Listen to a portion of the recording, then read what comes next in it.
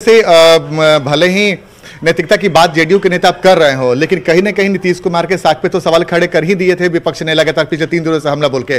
और बिल्कुल आपने सही कहा, उन पे मामला चल रहा था और आरोपी भी थे। उसके बावजूद अगर उन्हें मंत्री पद दिया गया तो सवाल तो खड़े होंगे, भले ही जेडीयू के लोग अब कुछ भी सफाई दें, भले उन पर उन्हें सजा नहीं हुई। देखिए, हम लगातार कोशिश कर रहे हैं कि मेवालाल से संपर्क साधने की कोशिश की जाए। हम आपको रोकना चाहेंगे, आनंद आपको रोकना चाहेंगे। हम नीरज जी हमारे साथ जेडीयू नेता जुड़े हुए हैं। नीरज जी, आखिर क्या वजह रहे कि मेवालाल चौधरी जी को इस्तीफा देना पड़ा? नहीं, सबसे पहले तो कि माननीय मेवालाल चौधरी जी ने पदभार ग्रहण करने के बाद इस्तीफा दिया जी, और उन्होंने स्पष्टता के साथ बताया कि चार्जशीटेड नहीं थे हम, लेकिन उसके बावजूद आईना की तरह साफ हुआ कि संख्या बल जो भी हो, माननीय नीतीश कुमार जी ने अपने शासनकाल में अपराध, भ्रष्टाचार जैसे मामलों में जाति, धर्म, वंश से ऊपर उठ करके राजनीति के नए मानक स्थापित किए।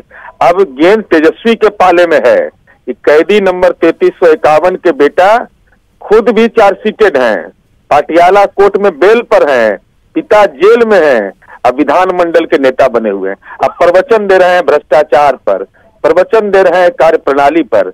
अब तो आईना की तरह साफ है। तेजस्वी यादव को तो अनुसरण करना चाहिए, नौजवान है, नीरज जी इस्तीफा देना चाहिए। नीरज जी, मेवालाल चौधरी को इस्तीफा क्यों देना पड़ा?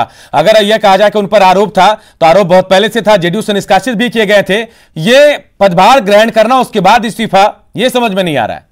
नहीं, समझ में इसलिए आ रहा है ना कि जब हुआ कि भाई आप पर आरोप है जी, उन्होंने स्वतः इस्तीफा दे दिया।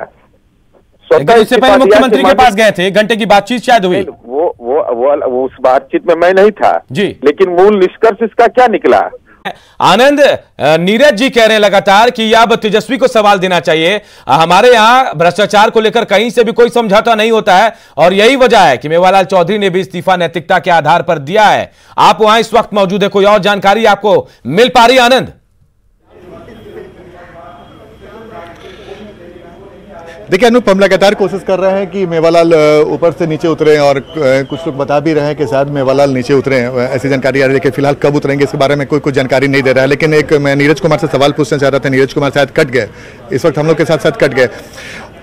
आज वो नैतिकता की बात बोल रहे हैं, जब उन्हें मालूम था कि उन पर मामला चल रहा था तो फिर मंत्री बनाने की नौबत क्यों आ गई, ये समझ में नहीं आ रहा है। जेडीयू के नेता अब खुलकर बोल रहे हैं, आज से 3 दिन पहले तक उन्होंने चुप्पी साध रखी थी।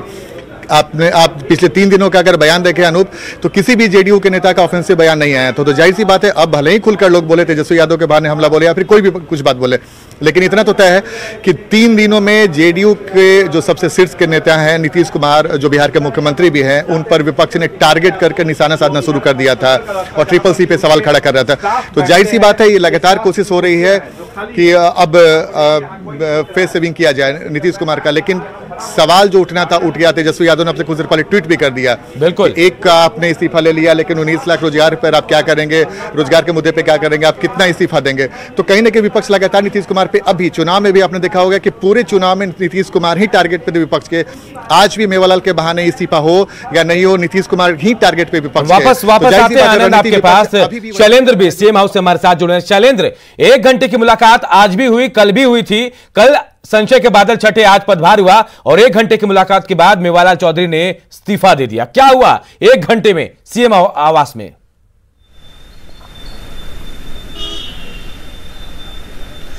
देखिए, 1 घंटे में जो हुआ वो उसका नतीजा है कि मेवालाल अब शिक्षा मंत्री नहीं है और उन्होंने इस्तीफा दे दिया है। और कहीं ना कहीं जो हमारे पास जो जानकारी आई है कि कल से ही लगातार उन पर ये दबाव बनाए जा रहे थे इस्तीफा के, लेकिन वो अपनी ओर से लगातार सफाई दे रहे थे। हालांकि नीतीश कुमार ने तमाम बिंदुओं पर गहन मंथन करके विचार करके ये फैसला लिया है और मेवालाल चौधरी को इस्तीफा देने के लिए प्रेशर बनाया गया जदयू की ओर से। देखिए, कल भी मेवालाल चौधरी ने जदयू के प्रदेश अध्यक्ष वशिष्ठ नारायण सिंह से मुलाकात की। हमने वशिष्ठ नारायण सिंह से बात करने की कोशिश की थी, उन्होंने साफ तौर पर इनकार कर दिया था। ऑफ रिकॉर्ड उन्होंने इतना जरूर कहा था कि इस पूरे मामले पर समीक्षा जारी है, लेकिन वो कुछ भी खुल करके कहने से बच रहे थे। कल भी मेवालाल चौधरी ने नीतीश कुमार से मुलाकात की। उसी वक्त से इस बात की सुगबुगाहट शुरू हो गई थी कि क्या मेवालाल चौधरी अब शिक्षा मंत्री पद पर बने रहेंगे। कहा यह भी जा रहा था कि किसी भी वक्त ये फैसला हो सकता है। लेकिन देर शाम जिस तरीके से जानकारी मिली कि मेवालाल चौधरी अब पदभार ग्रहण करने जा रहे हैं, तब लगा कि कुछ मामला इसमें जरूर है। लेकिन आज सुबह से जो गतिविधियां रहीं और जिस तरीके से पॉलिटिकल हमले नीतीश कुमार पर हो रहे थे, ये कहीं ना कहीं नीतीश कुमार को बर्दाश्त नहीं हुआ और ये इस तरीके का फैसला अंततः लेना पड़ा और मेवालाल चौधरी को इस्तीफा देना पड़ा। नीतीश कुमार 1 घंटे तक वो अंदर रहे। नीतीश कुमार के कहने के बाद मेवालाल चौधरी ने इस्तीफा नहीं बिल्कुल चलेंद्र आपके पास भी लौटेंगे, आनंद आपके पास भी लौटेंगे। कन्हैया भिलारी जी वरिष्ठ पत्रकार भी हमारे साथ फोन लाइन पे जुड़े हैं। कन्हैया जी, आपको क्या लगता है 1 घंटे में जो कुछ हुआ ये सिर्फ नीतीश कुमार की वजह से या फिर जो बीजेपी एनडीए गठबंधन है उसकी वजह से हुआ या विपक्ष का हमले को लेकर हुआ ये तमाम कुछ?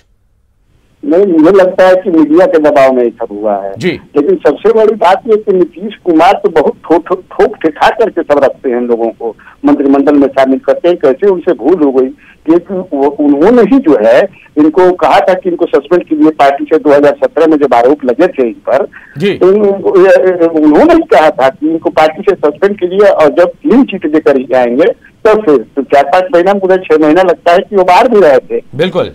और इधर हमको लगता है कि वो गठबंधन का दबाव नहीं, बिल्कुल मीडिया का दबाव है। पूरे देश विदेश राज्य सब जगह ये